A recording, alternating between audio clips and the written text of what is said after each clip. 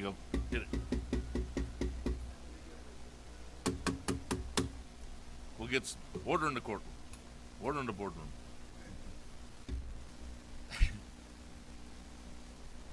Yes. It's like office space. Let's talk about that for an hour. All right, we'll start the meeting here. The Criminal Justice Committee meeting of October 10th, 2018. Roll call, please. Mr. Byrne, Present.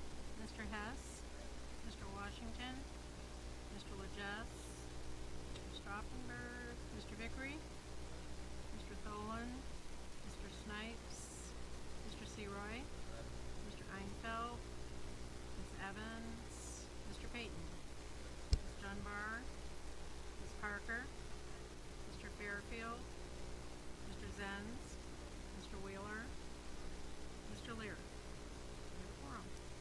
Outstanding. We have no public commentary this morning. Need approval of the minutes from September 12th, 2018. Need motion to approve. Mr. Hess, seconded by Mr. Fairfield. All in favor? Opposed? Motion passes. Chief Judge, not here. Circuit Clerk, Sandy Cianci, come on down. Need a motion to approve the monthly report. Mr. Zenz, Mr. Payton, all in favor? Opposed? Motion passes. Good morning.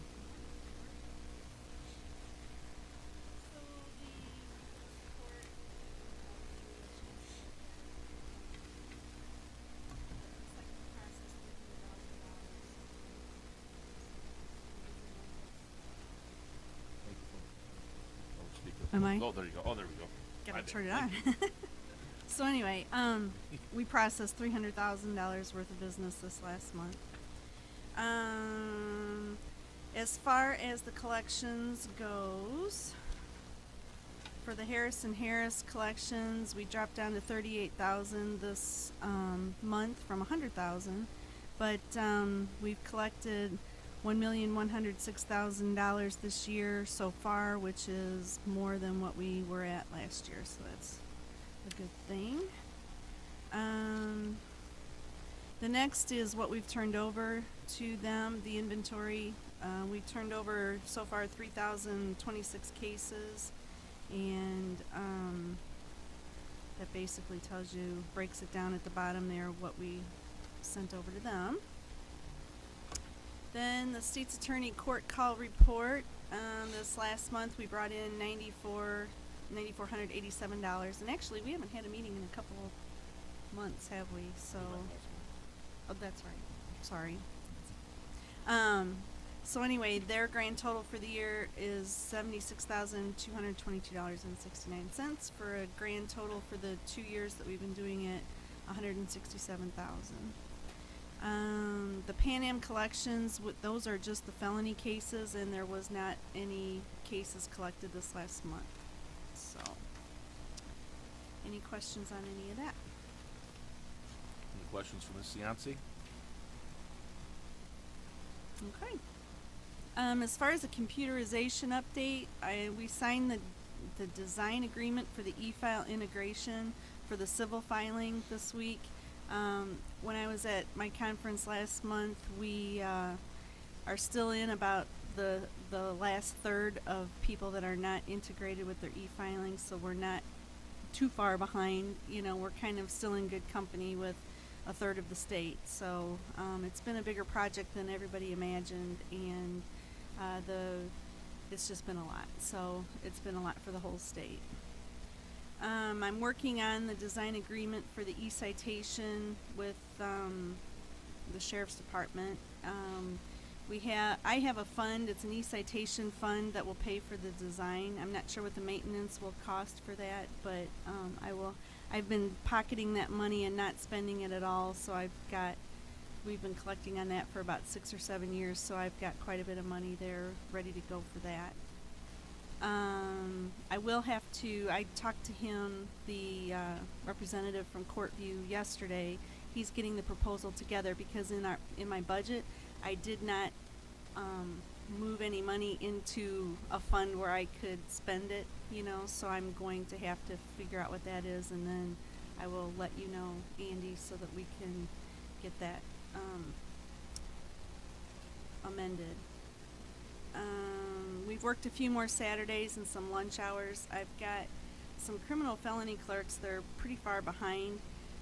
One of the gals worked Saturday, and she brought a stack of files about this tall to the expungement clerk, because she's still working on the expungement files from the seminar that we put on, or that the state's attorney's office put on earlier this year. So that brought in about 2,000 cases just additionally of work to our world. So then it also has been causing delays for the appeals clerk, because the criminal clerks aren't getting their files done in a timely fashion to then get it to the appeals clerk too. So we're just always behind the 8 ball all the time, and I just want everyone to understand that.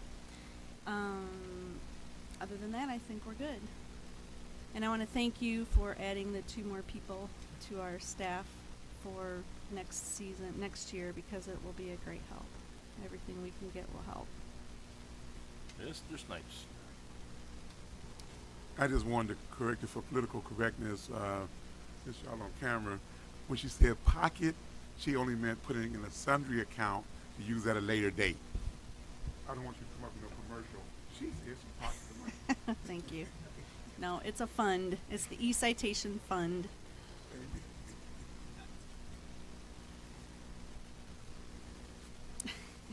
Okay, thank you. Thank you. State's Attorney, Mr. Rowe. Mr. Rowe handed out the grand jury report. Need a motion to approve. Mr. Seroy, seconded by Mr. Washington. All in favor? Opposed? Good morning. Good morning. You can see from our grand jury report, we're up to 604 felonies have been indicted this year. It's up maybe by about 10 or 12 cases from this time last year. You can also see domestic violence and gun offenses remain among the largest number of felonies that we're seeing in the county. Again, this is Domestic Violence Month, so I hope you guys can do something to support Harbor House, our local domestic violence shelter, whether it's dropping off some food or a small donation, gas cards, anything like that. They would greatly appreciate it. Any questions about the report? Chairman Wheeler. Thank you. I was going to ask about trends. You noted that. Are those two most of the gun crimes, as long as they're obviously not a fatality or something like that, or these other domestic violence crimes? Are those the types that people are being released on recognizance, or most of with the new law? I'm just curious. If those So under that new Bail Reform Act, domestic violence is considered a Category A offense. That means bond will be set in those cases. Now, the bond amount is ultimately up to the judge. But domestic violence is not one where they're released on their own recognizance. Gun offenses, it really depends. When you're talking about Class 4 gun offenses, or even felon in possession of a firearm, there's 2 classes for that. So if the felon has a prior violent felony, and now he possesses a gun, that's a Class 2 felony. If his prior conviction is a non-violent offense, let's say a drug offense, and he's caught in possession of a gun, that's a Class 3. And those Class 3 felon in possession of a firearm, those unfortunately Springfield included in the Category B offenses. So they are being released on their own recognizance. Yeah. Yeah, That's an awful law. that's an awful lot. Yeah. It's unrelated. Do you have any sundry accounts used for any other purposes? Not a one. Not a one. Thank you. We can't afford pockets in my office. One other thing, you may have seen in the paper, we had a drug-induced homicide case go to trial. I'm very disappointed in the outcome. The verdict was a not guilty. We thought it was one of the stronger cases of that type that you will see. Normally in that hand-to-hand transaction, it's hard to prove because you don't usually have witnesses. And when you do have witnesses and they come forward, sometimes they're not the most credible of witnesses because they were engaged in the drug activity with the victim or possibly with the dealer. They may have been under the influence of the narcotics at the time. So those are very tough cases. This case we thought was one of the stronger ones. Unfortunately, there were some evidentiary things that we just could not overcome with the jury. And it all came back down to the credibility of one witness. And it was unfortunate. It's an unfortunate outcome, but we're still going to continue to fight on that front with drug-induced homicide cases. We're going to continue to work with law enforcement so we can make the strongest cases possible. And when the facts justify the charge, we're still going to go forward on those type of cases. So, what's that? Open some eyes. Well, you know, I hope if nothing else, it sends a message that we are going to pursue drug-induced homicide charges against people that sell heroin with fentanyl or other deadly drugs. We can't just sit on our hands and let that go unaddressed. Any questions? Thank you. Have a great day.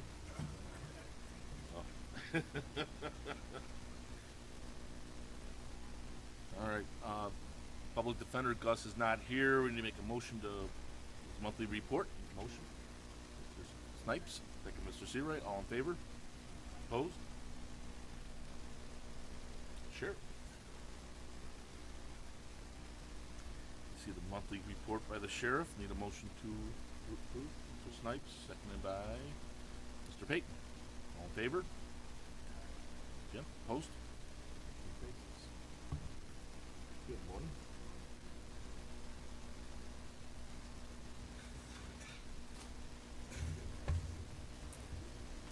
Morning. Good morning. Good morning.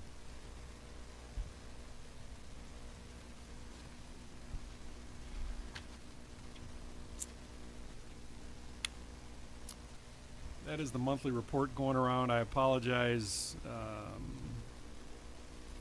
Last month we did really good getting it out early, and this month the holiday kind of caught us, and we were scrambling yesterday to send it out. So the first one you got yesterday didn't have an attachment, which is my typical lack of computer experience. But we got it to you. It was late. I apologize for that. So that's why we provided the hard copies this morning.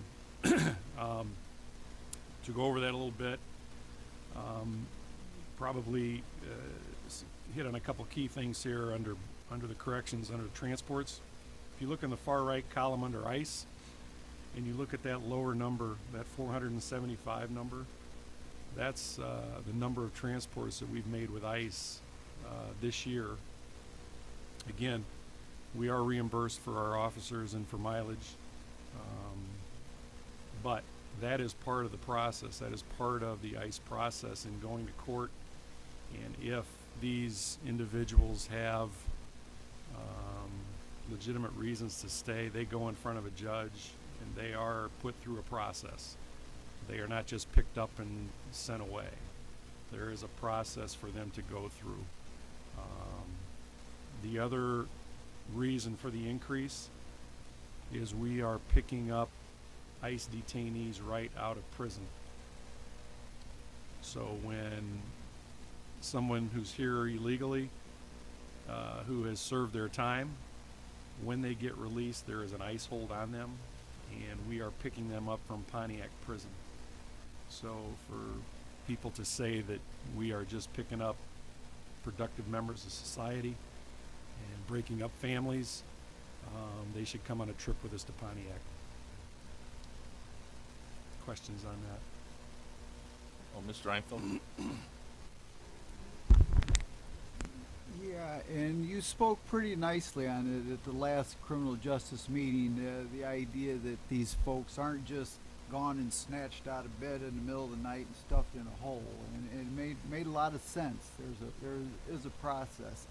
The last couple meetings, as everybody knows, I've attended for the county board. How do you like that? Congratulations. But I was here, and I did hear the people coming up with an outcry to all of the horrible things that me, Andy, you, state's attorney are doing to these people. It's my feeling that I think we should have a statement at a county board meeting. I think we should announce it that it's going to be put that way, because we're always getting slammed for everything people think we ought to be doing when they don't really understand that there is a process that They think you're just looking for the dollars. Go grab these people and you get dollars. And I think after listening to them, and there's not a word said at our meetings, well, that's obviously fact. You know, that's what the newspaper will hear in print. But I think it would be good to have some type of response or an explanation. Not that it's going to make everything better for everybody, but at least it gives the other side of the picture. That's my view of it. I believe yous are doing a heck of a job here, you know, and all you know, oh, we're going to put everybody in prison, and these children are crying for their mommy, and Yeah, half of 'em you know, want we the don't children. have, and I've discussed this with a couple board members regarding that whole issue of families and that, and I would never, I shouldn't say never say never, but I would be really opposed to building out our shell if it comes to that, just to house families or children. I don't think that's the right Exactly. use for that, and You know, like I said, you spoke very well on it last month, excuse me. That's how quick it seems. it is an emotional issue, regardless of what side you're on, and I understand it, and if we were out there just, and first of all, we're not picking anybody up. It's ICE. The ones who are being picked up are picked up for a reason, and the ones who are picked up at Pontiac obviously have been there to serve time for a felony. So, you know, what you see in the media all the time, I know you find this hard to believe, isn't always accurate, Media's Democrat. and especially the national media. But I think too, and I think the local newspaper bears some responsibility in this. The couple articles that they've indicated in there about what this group is out there advocating for, the local paper has never once called us and said, "Is this true?"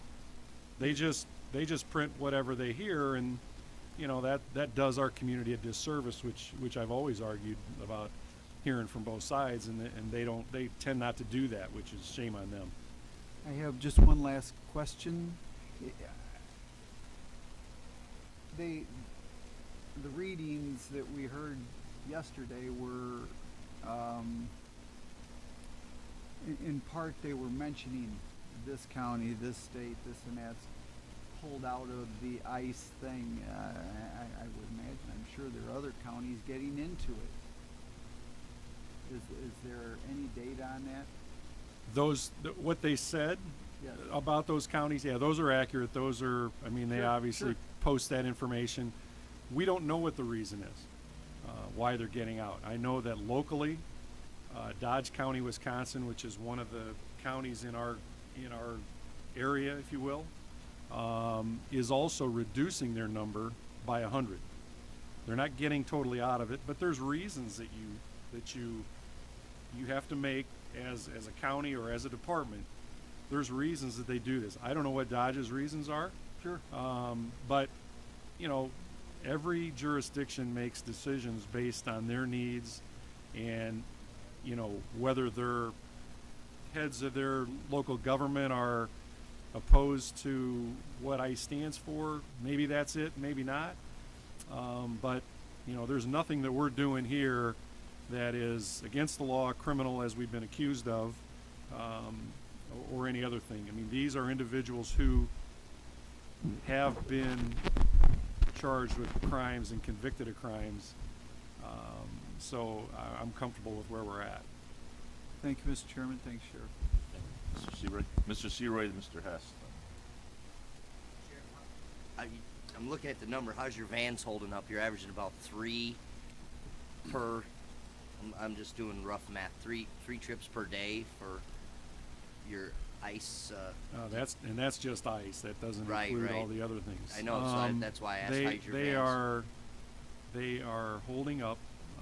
The people in charge of transports do an outstanding job in obviously repairing the vans that need to be repaired, using the vans that are appropriate for us to go to Chicago.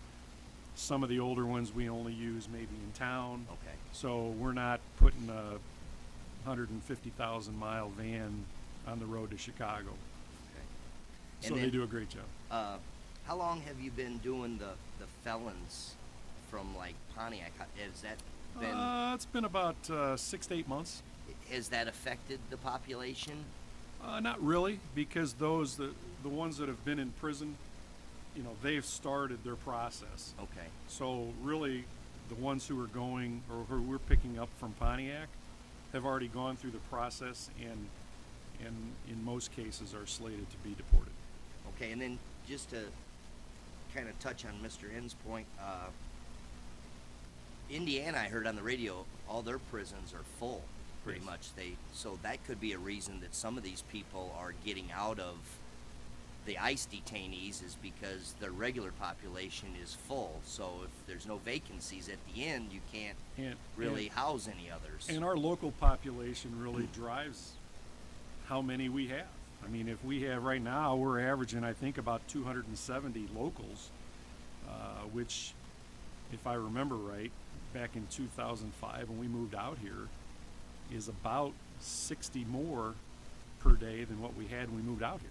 So our locals have increased too, and Well, I you think know, that's the that driving drives number. because that's technically that's what we're responsible Right. for. So, we take what we can. We don't put them in a situation that they're not sleeping on the floor. They're not sleeping on mats in a corner. Everybody is sleeping in a bed. Everybody is sleeping in a housing area. Like I said, I would put the conditions of our building up against anybody out there. Thank you, Sheriff. Mr. Hess. Thank you, Mr. Chairman. Just a reminder, though, and I agree with what Mr. Einfeld said, but these comments are being made in public comment, and we can't get in discussion with people in public comment. No doubt. I'd love to see something, the paper sit down with you, which they probably never do, No.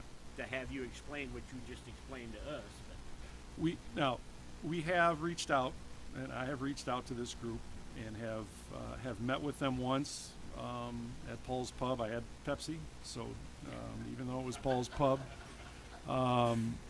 and have invited them to come in for a tour, which we are still in the process.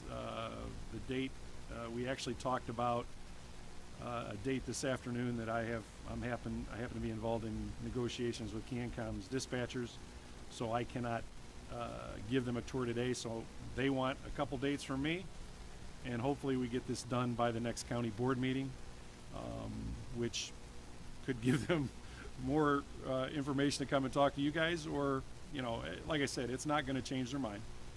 We understand that, but at least they can see what we're doing here and how we're doing it, and know that these individuals are being treated with the dignity that they deserve as human beings. Thank you. Mr. Snipes. Briefly, I want to share with the public that you have opportunities to come to the Criminal Justice Committee meeting. We do have public speak out. We would appreciate hearing your concerns. I have not really followed Facebook or other folks' Facebooks. I put things on mine. But it was brought to my attention, what type of pedigree am I when it comes to dealing with ICE? I'm probably a poodle and a pit bull. A poodle to protect the rights of the people, a pit bull if I think that the people's rights are being affected. As I told those in the past, I am here. I'm not with the sheriff and them every day, but I do know the process. We don't arrest families. We arrest people. And if we were to follow that analogy, anytime we arrest anyone, you can probably say that we are separating them from their families. But I would probably argue the fact that it is what they have done that separates them from their families.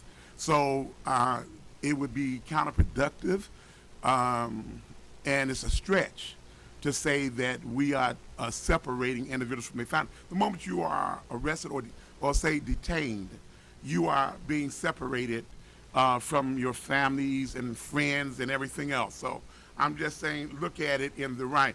If in fact there was an issue with the children, I believe DCF will be down our throat just as quick. But we're not arresting children. We're not arresting women. We're just detaining individuals who the government states that has not got their paperwork proper.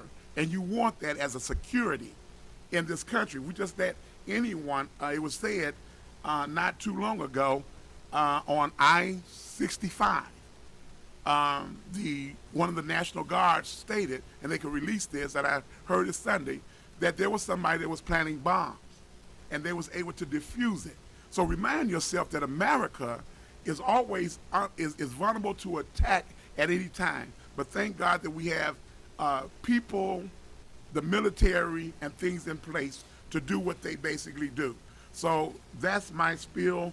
That's why I support the ICE program, and that's why I continue to tell you whatever that it is not. We're not in a position. It is not our purpose to separate families at any cost. The detention is not something that we do. It's something that they do. We just provide a service. Thank you. Chairman Wheeler.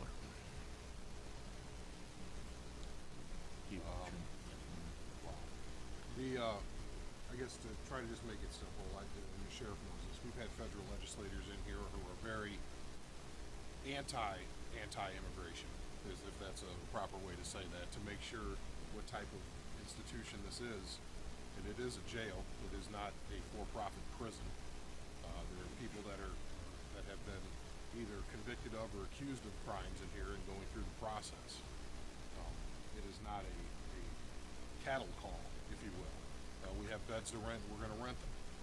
Now, to Mr. Einfeld's statement, I have tried to engage the local folks who are actually very good friends of mine, who I respect greatly, and try to let them know that the issues that they're having and what they say at public comment are issues for Washington, D.C. and not Kankakee County, Illinois.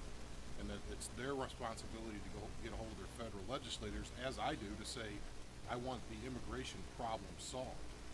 That, we do need to have legal immigration in this country. We should be the most aggressive legal immigration country in the world. We should want people to come here legally. That's my own personal viewpoint, but that's what I talk to my federal legislators on. We don't pick anybody up. We don't sit outside of the courthouse and grab people. ICE has a mission, has a job, and the people we have here are criminals.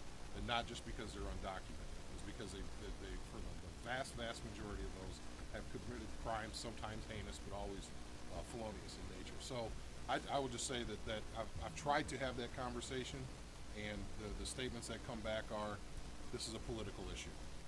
This is not necessarily, people want to make a statement here and use Kankakee County as that statement.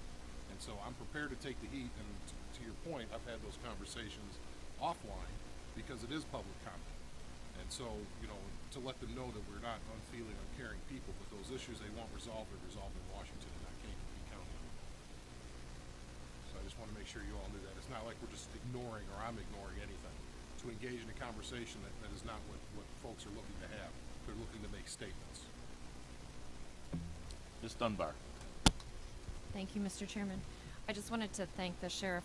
Last month I asked for a breakout of some budget numbers related to ICE, and he spent a lot of extra time, I think, in the last month putting that together and met with me to help me understand the numbers better and to be able to answer constituent questions. So I appreciate that, Sheriff.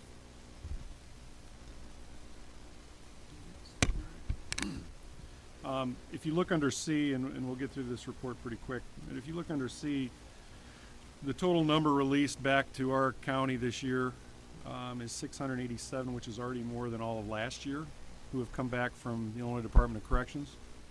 However, if you look at the number of those sent to prison, which is also more than at this time last year, and that's certainly a credit to Jim Rowe and his staff.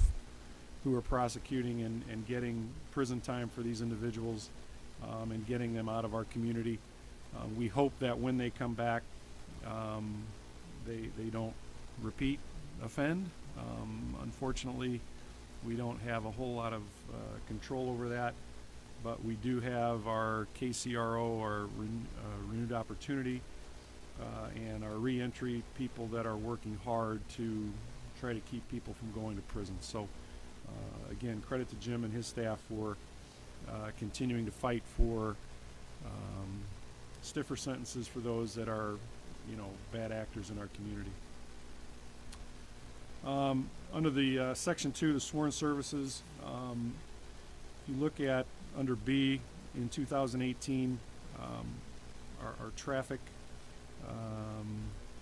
accidents seem to have gone down slightly, and our tickets have increased slightly. I do believe that there is a correlation of increased traffic enforcement with the reduction of accidents. Our fatal accidents are also trending down as well. So if we can continue to do that, obviously the ideal number for fatals is 0, and we will continue to strive for that. Under C and D, those activities seem to be on target for similar numbers from last year. And under our revenue, if you look, we are on target now for approximately $10,500,000 in bed revenue, maybe topping out at $10,600,000 depending on the last couple months here. So that is a good thing for us and for everybody. Questions on the report? Questions for the sheriff? I just have a couple other things. Some of you have heard, and I think I talked about this at the Finance Committee, the work continuing on traffic signage and some solutions to Lehigh Road and 115, which is has been problematic. 115 being a state road, Lehigh Road being a county road. Mark Rogers and his crew and IDOT have done good work in making that intersection better. I don't know that you can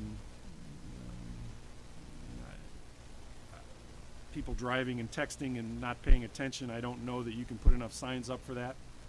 So those are things that we try to make safer and have done some things, and Mark has done some things. The same can be said for Lehigh and County Line Road, which is a little further south, and that intersection as well has become a little problematic, and we are working as well in that intersection too to try to make it safe for people to travel. So, questions on that? Any questions for the sheriff? Yep, Mr. Sawyer. I appreciate all the work that the Sheriff's Department and the Highway Department are doing to make the roads safer. But the thing I noticed, because I live on a intersection of a state road and a township road, and I don't know if anybody has looked into this, but I noticed that people that are using GPS on, it seems to be like Toyotas or Hyundais or it's a foreign make car, always miss that intersection, and then they either end up turning around in my driveway or at the next drive and then going back and hitting that intersection. So I don't know if GPS is causing some people not to recognize, because everybody is so focused on their maps anymore. Nobody can read a map like that anymore, but it's right. Everything, turn right here. Yeah. I just didn't, it come to my attention when I see all these people turning around, and I'm like, and it's not just one, it's many. So I don't know if that's something, I just bringing it out there, if anybody's looked at that or. Well, as a matter of fact, it's interesting you mentioned maps, because one of the problems with Lehigh Road are truckers that are coming north trying to get to 55 on 57. Google Maps takes you on Lehigh Road. And if you're not familiar with country roads, I mean, we've all been on roads we're not familiar with. And obviously in the trucking business, they're looking to get to their place of destination as fast as they can. You know, whether it's taking a shortcut or going 75 miles an hour. I mean, they're trying to get there quicker. And so that is an interesting comment that you made, because that is true. I mean, Google Maps has taken over the world in travel, so trying to get everybody wherever they need to go in the quickest way possible. And the unfamiliarity with the roads is part of the problem. Yeah, Yeah, that's right. That's right. We have ordered our cars. We are seeking numbers for finance, for the financing of those cars, for the leases. And we are also exploring some options for video arraignment. For those of you unfamiliar, video arraignment is something we have in the jail that allows certain cases to be on video up at the courthouse. It obviously reduces the number of transports we have to bring to the courthouse. And the system we have in, which was very pricey back in the day, like most technology, starts to wear out. The good news is a lot of those prices have come down significantly. So we are exploring some options to see what we can do to make that less seamless. And the worst call we can get in the morning on a weekday is video arraignment's down, and that means we bring everybody over to the courthouse, and certainly causes some issues for both the courthouse and for us. So we are looking at some options. Right now it's very early, just seeing what's out there. And lastly, again, I'd like to thank Jim Rowe and his staff for the purchase of portable breath testing devices, PBTs as they're called. Our deputies are out there and actually have written a lot of DUIs in the last 3 to 5 months, and the portable breath test devices help us do our job, and Jim, thank you very much for that. It's been our guys are, I've never seen guys excited about a portable breath testing device, but they are, so that's a good thing. So that's all I have. Thank you very much. Oh, Ms. Evans. This is not officially official. I just was wondering if there's any update that you could offer us on the missing person that's been missing for a month now? I cannot. We have been out when that first happened, and the car was found. We were out there between us, CERTS, EMA, fire. Everybody was out in that area where the car was found. We have searched that area numerous times. There have been other groups that have come out and searched. Orland Park brought down a big contingent that also searched. And quite frankly, we don't care who finds him. It's not a competition, but we just want to find him. And we don't know if we don't know. We just there's no evidence that says. I mean, he wasn't a gun person, so there's no evidence that he went out somewhere and did anything like that. Maybe when the foliage comes off the trees this fall, it may open up a little bit, but no, we have not been able to locate him. But we continue to work on it. Mr. Hess. Thank you again, Chairman. Sheriff, I didn't want to ask for this month, but maybe next month you could give us a comparison of what you've been spending on these older cars in your vans for repairs. Maintenance. Sure. Yeah, you can have A it. few days, before the agenda comes out, it's not a Yep. good time to hit you with that, but Yeah. maybe a month in advance. Sure.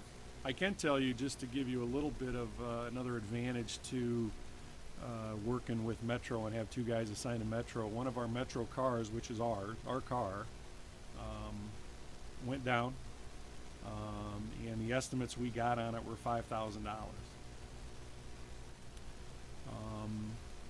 You try to think outside the box, think of other options. Taking the car off the street when you don't have another car for the officer wasn't an option.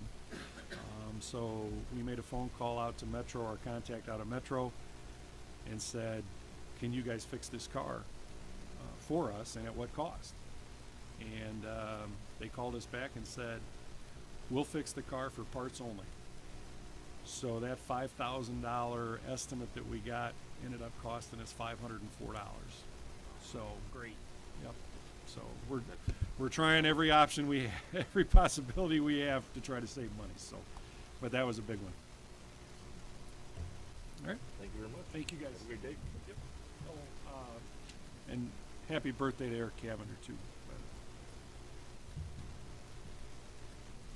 Probation. Tom Wade. Oh, happy birthday. Thanks, Bob. Well, happy birthday. Well, thank you. Eric's younger than me. Yes. Same age. Yes, exactly, 29. Well, good morning. Oh, need a motion to approve the monthly report. Mr. Washington, Sevens, all in favor? Opposed? Passed.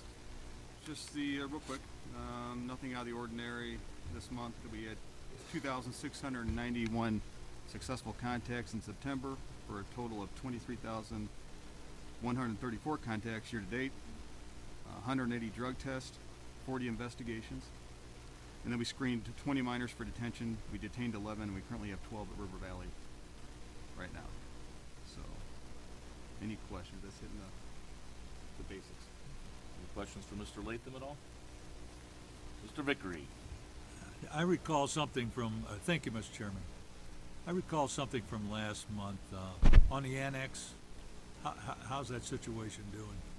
The security part we've been Security. Yeah, it's Reuter has come in and basically done everything they need to do, power supply and putting swipes on the two doors.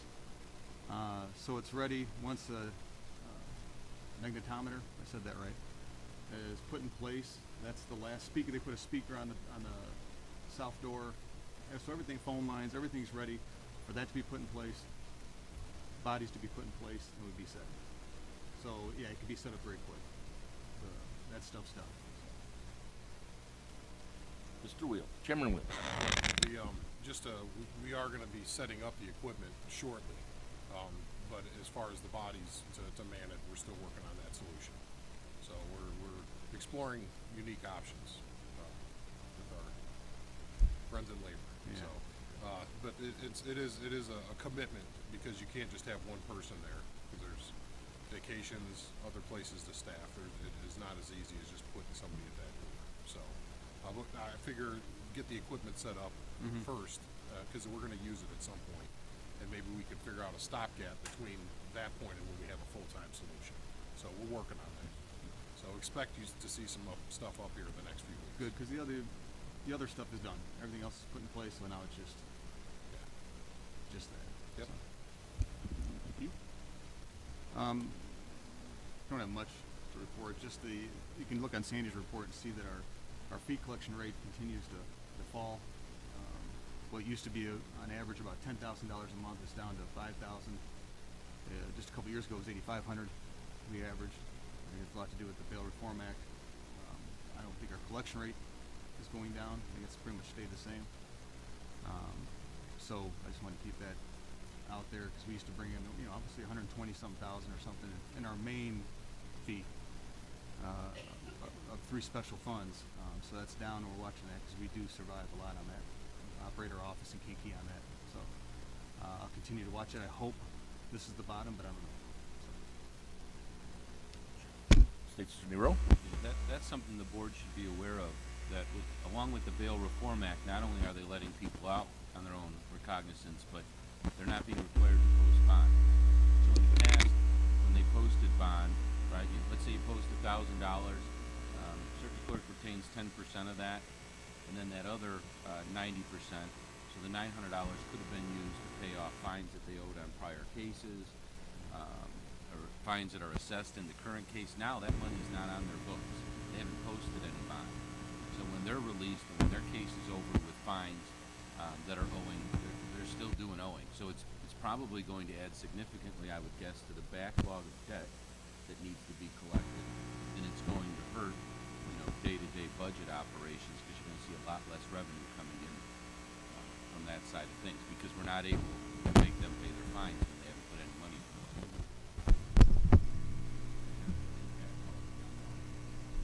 Chairman Wheeler. Thank you. Yeah, we did talk about this before, but we needed really a year to see what that meant. And now when we see what this means, it's not pretty. You know, we knew it was coming, we just didn't know the total impact of not being able to collect this stuff. It is going to really impact what we're doing. We tried to account for it in the budgets for next year as much as possible, but it will really manifest, I'd probably say, in the 2020 budget year, when we really have a new normal to deal with. So, unless the law changes, and I'm not holding my breath. I hope this is the bottom, but we don't know till we know. We did take that into account when for the budget, for the probation fee revenue side of it, we lowered that a lot, anticipating this, but that 5,000 kind of bothers me because I didn't think it would be that low that quick. Maybe it's a bad month. It could go up, but we'll watch it and I'll report back. So, but, the only other thing is, again, I want to remind everybody of the drug court annual auction, October 26th. I have tickets. Several people have already purchased tickets. I appreciate that. And again, we're always looking for auction items for the silent or live auction. So if you know of anything or anybody, you can call me or call Joe Ewers in their office, and they would appreciate anything. So, but I have tickets with me all the time, or you can call our office, go online, get them. That's it. Anything else for Mr. Latham? Have a great birthday. Happy 29th. Yeah, no kidding.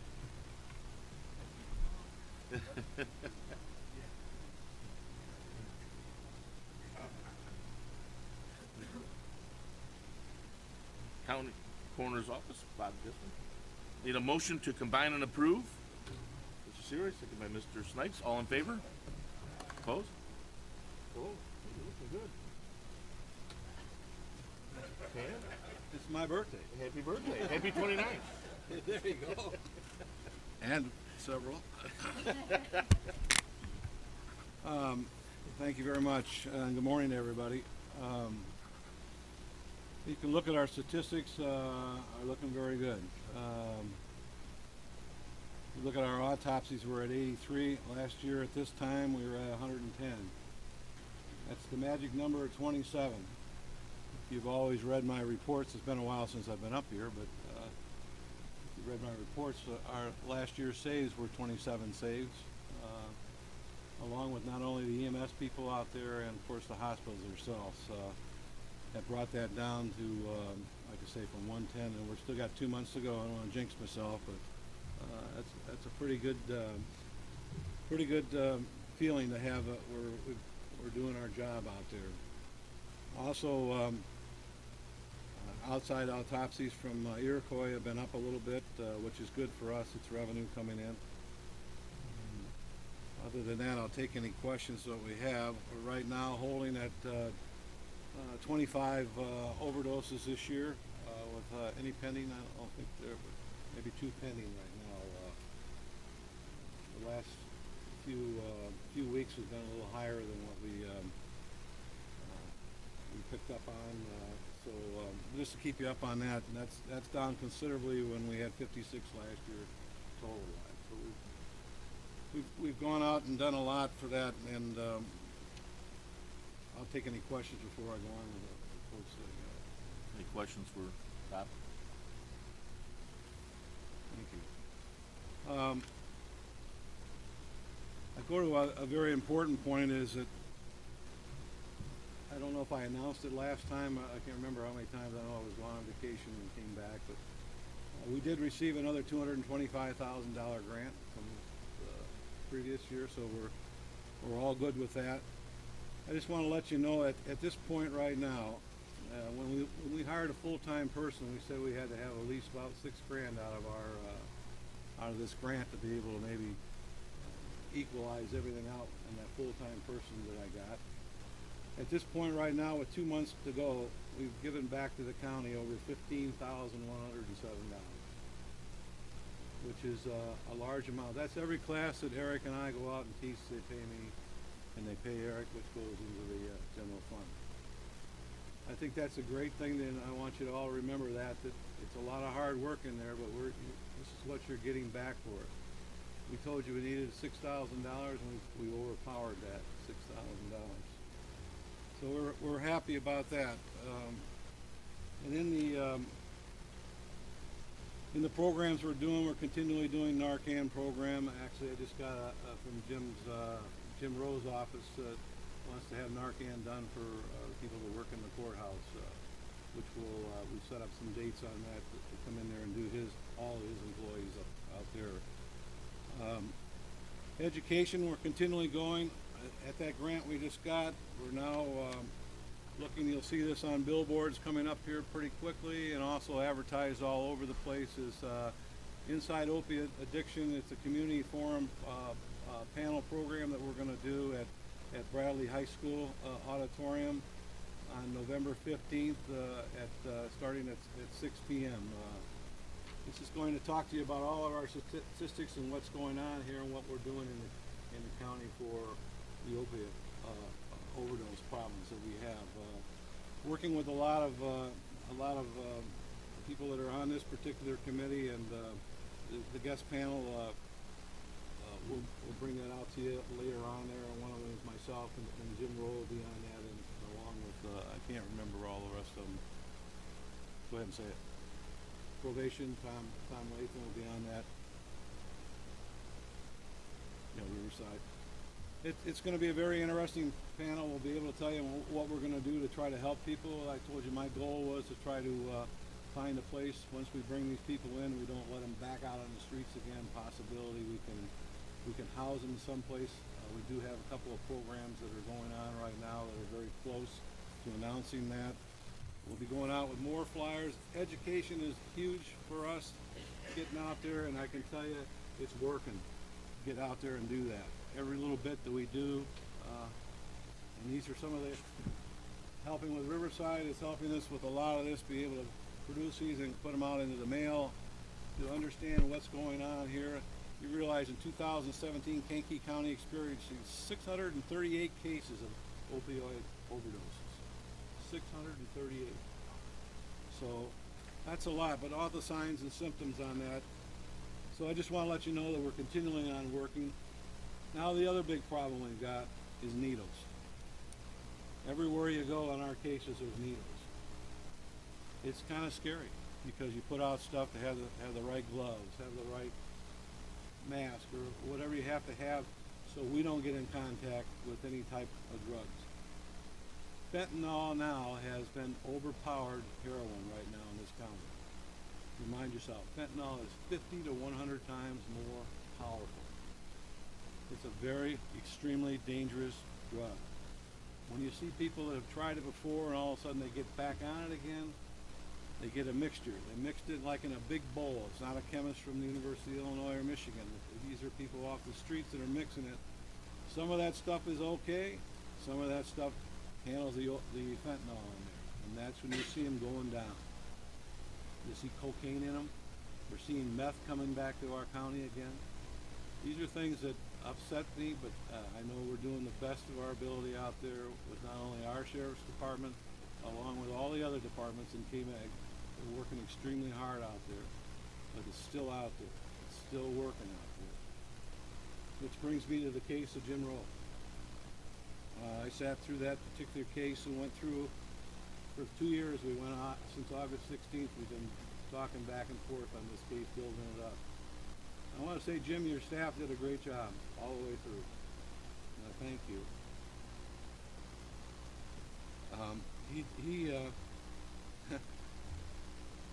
Sorry. Anyhow, I just want to make sure that he knows that our office, as we sat through there, we thought you had it. You worked hard on it. And don't let it down. Hopefully continue on doing it, because we're going to help you right along continually, whatever we can do. I also want to say that we also brought in some more revenue. Coleman's Hospital called us and sent me with a FOIA. I talked to the state's attorney's office. We were able to do that. They came in and did some data on abstracts of some of our cases that we had on trauma-wise. They gave us a check for $967, which goes into the general fund, and now they're coming back to do trauma, a little more than trauma in the homicides, cases that are closed.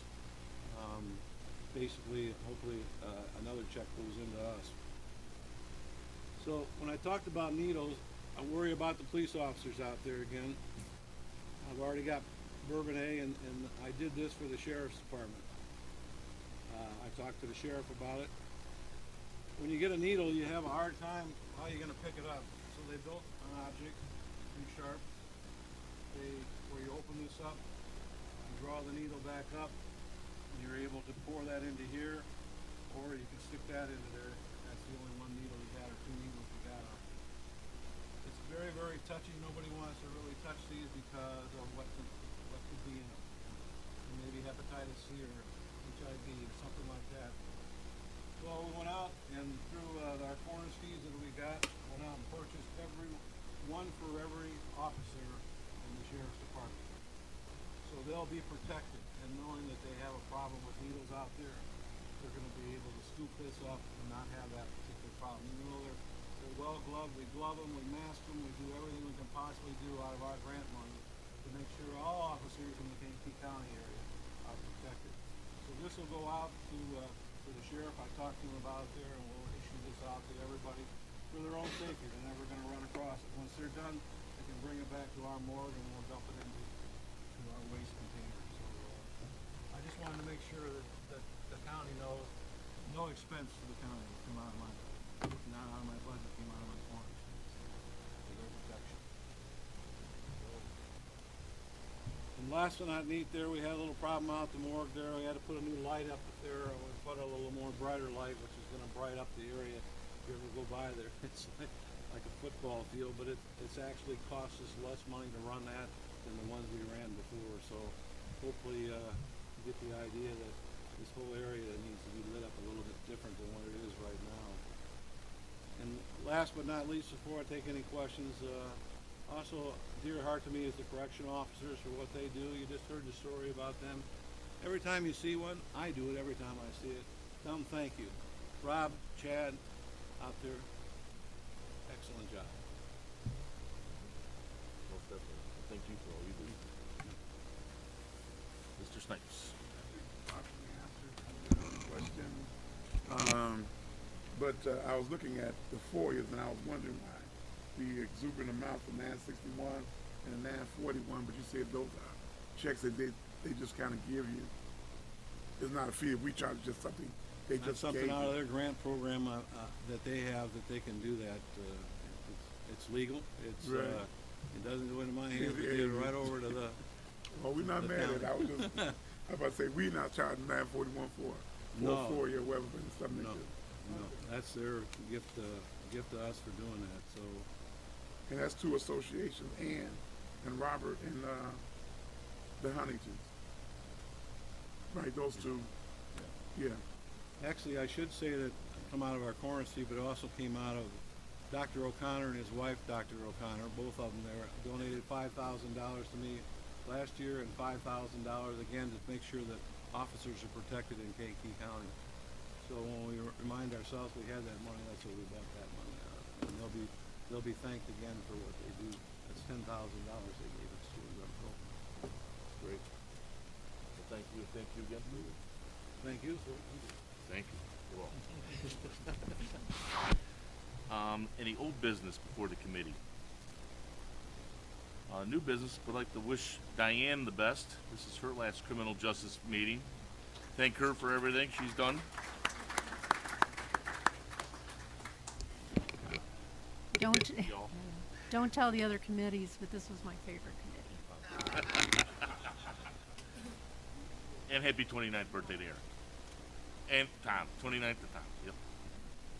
Mr. Snipes, you're on the clock. Keep that happiness there.